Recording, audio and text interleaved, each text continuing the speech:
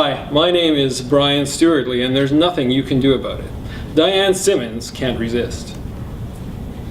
Our coverage of this late afternoon edition of MonWHO News centers on some of the draft resolutions being discussed for the plenary session. Our crack team of dedicated journalists has investigated the current status of the resolutions, especially the levels of support. We go now to Al Jazeera. Chaos breaks out in day 2 of the European bloc. With 3 distinctive resolutions being discussed, it's hard to imagine how Europe will come together to have one concise resolution. Serbia and Israel have called for a resolution that incorporates 3 steps. Pakistan and Iran have called for another one that stresses maternity health. And while the third one is still in development, it's clear that Saudi Arabia is unhappy with the previous 2. I went inside the Europe bloc to interview various delegates and find out exactly how they feel about the resolution process and where they see the process headed. Pakistan has been instrumental in introducing a resolution so far. What are some of the strengths and weaknesses you see of your resolution? There are a few things that we're working on possible amendments. We also have support of GSK and possibly other, and Oxfam, and we are still talking to MSF and a couple of other NGOs. I'm here with the Serbian delegate.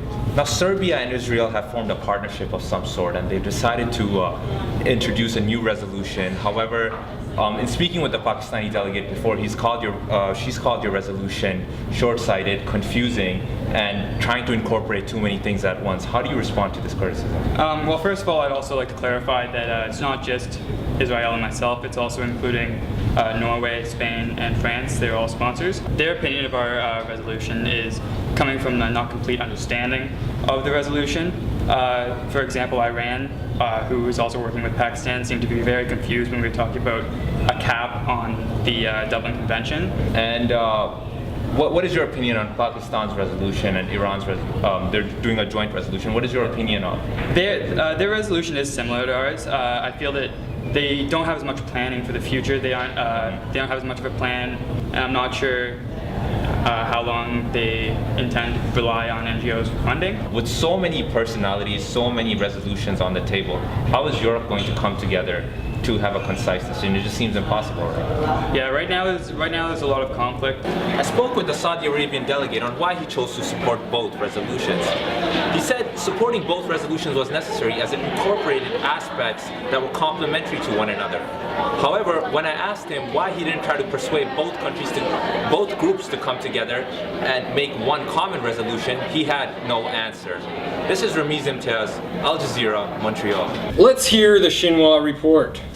Hi, this is Megan with Xinhua, and the current state of the draft proposals within the Asian bloc is currently, well, they have 2 drafts put forward first. The first is focusing on water sanitation problems, and so they're looking to implement solutions for the long term. The second draft they have put forward is regards to the educational programs, so they're looking to fund scholarship programs, specifically countries that have medical schools in place already, so with infrastructure. So Red Cross and the NGO like Red Cross has put their seal of approval, definitely supporting these initiatives, and also GSK, their rep, the pharmaceutical company, has also supported these initiatives, especially water sanitation, because they find that very, very important, and they have a 50-50% stake ownership with China in that. So that's all for now for an update, and this is Megan with Xinhua. Let's head over to the Daily Kenyan. Hi, this is Laura Hine from the Daily Nation. Today I am meeting with the delegate from Kenya. Earlier today I had a press conference with the representatives from Iran and Pakistan who were pushing for a greater emphasis on increasing healthcare for women and children. And these were representatives from the European bloc, so I was wondering what the African bloc had to say about these issues. We're certainly open to working together with the European bloc on their resolution. We feel that we have a very innovative and potentially very effective resolution. One of the major emphases is on prevention and education. We've been in talks with MSF and also with Merck. Education also extends to increasing awareness about sexually transmitted disease. Okay, and you said that you had looked over the resolution that the European Yes, bloc had written, and yes. I was wondering, did you find any points of weakness in this draft? Some of the initiatives appear to be a little bit broad. They're not proposing solutions that might be effective to solve problems directly affecting Africa, such as HIV/AIDS. I feel like Africa's got some really innovative, forward-thinking resolutions going forward. I look forward to having them voted on in the plenary because I feel like they're going to benefit a lot of other countries. Okay, that MSF has the full support of the drafts that the African Regional Bloc has written. For the most part, yes, we're in agreement. I have yet to give my seals of approval. Currently, thousands of refugees have fled from Somalia to Kenya in order to seek refuge from the flood, and resources are needed in order to accommodate the increased number of people in Kenya. So what do you guys have to say about this, and what are the points behind your resolution? Sort of highlighted about 5 things. Finding land. We're looking at food resources.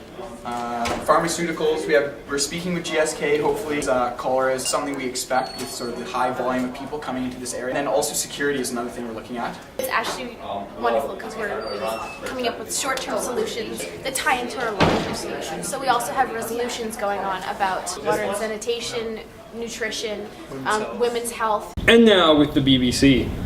Hi, this is Kelly from BBC News. The different resolutions have been made, draft resolutions have been made among nations, and different nations seem to have different things to worry about. However, there is a common theme amongst the different nations, such as the water sanitation program. Oxfam's mandate is obviously providing a basic standard of humanitarian relief to all peoples.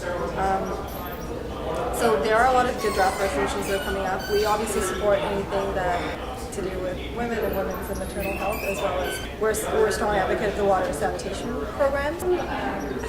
Right now at the moment I'm very heavily supporting the IHF, so the International Health Fund that members of the European bloc are currently working on, especially Russia and Jordan, for example. From your standpoint, what is the most important thing about the Health Impact Fund? I think one of the most important things to consider is how the money is going to be first put into the fund and how the money is going to be spent. Is it going to be more long-term or more short-term? You guys, I've noticed in some other blogs that have been talking about the Health Impact Fund and the water sanitation program.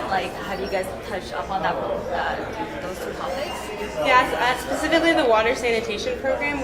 A bunch of our groups have been talking about communicable diseases, and we've been talking about sanitation aspects of specifically Latin America. Latin America, obviously, in the developing nations are struggling severely. How are you guys planning to get funding for all those interventions? Well, we have some NGOs that have signed on with us. We have support from some of the pharmaceutical companies. This is Kelly from BBC News. I'm here with a representative from... how do you guys plan to integrate all the countries together? As an NGO, I feel like we have a really relevant third-party experience, and we can play sort of a mediator between differing groups. In other news, a shady character was escorted from the premises after taking pictures of delegate communications. Pardon me, sir, you're going to have to leave the premises. What have I done? Well, we've had some disturbing reports of communications interceptions that are disrupting the proceedings. Where did you get these reports? I cannot divulge that information. There's no papers. I'm going to have to ask you to leave, sir. I can't. This is democracy. This free is speech. Free speech. Free speech. This is the MonWHO conference, actually, sir. Democracy is just one part of what we do, Your Honor. Thank you very much. Now be on your way. MonWHO staff deny any security breach. Thanks, I'm Brian Stewartley. I'll see you tomorrow morning, barring any unforeseen firings, replacements, flash floods, disease, or losing my pants. This has been a MonWHO Media production, and remember, if it's not on Twitter, it's not really important.